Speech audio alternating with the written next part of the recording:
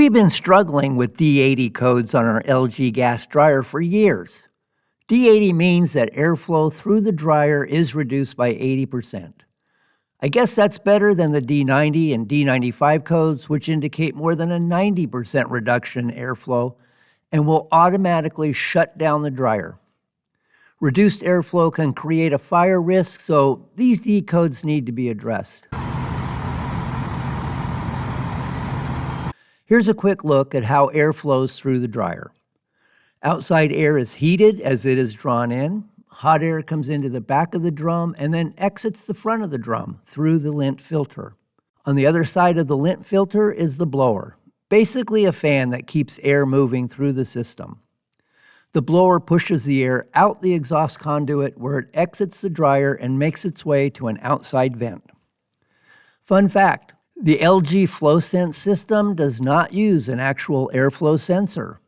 A computer chip estimates airflow based on data from multiple temperature sensors along the airflow path.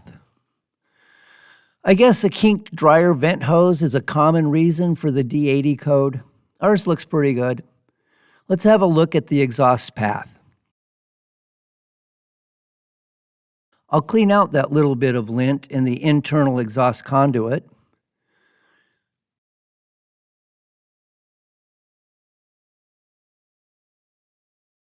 This is a good way to clean out the external vent hose.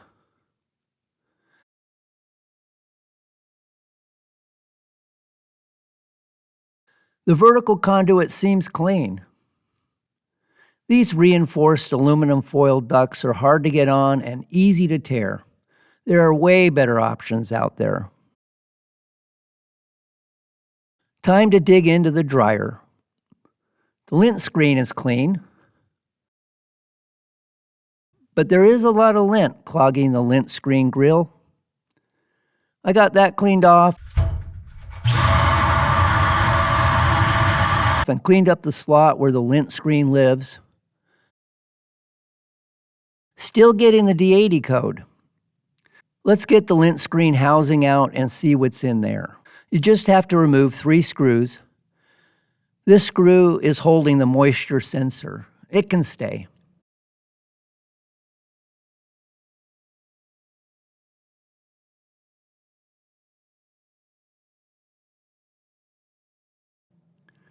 There's an awful lot of lint in there. You can see it piling up on the blower.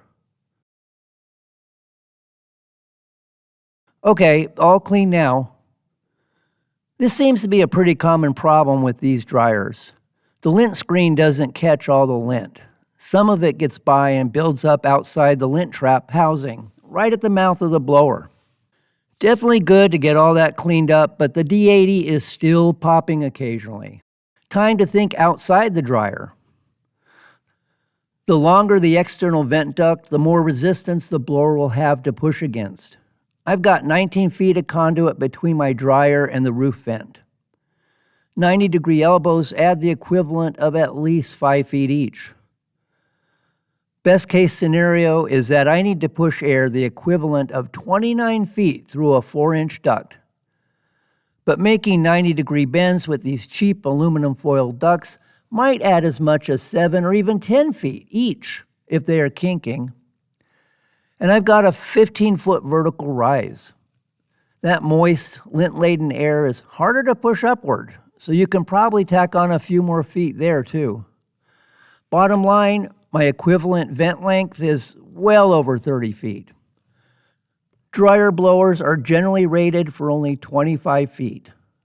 I need to look into getting a dryer booster fan, which would be installed in the attic portion of the vent duct. I'd probably go for one that is able to start up automatically when it senses the dryer running.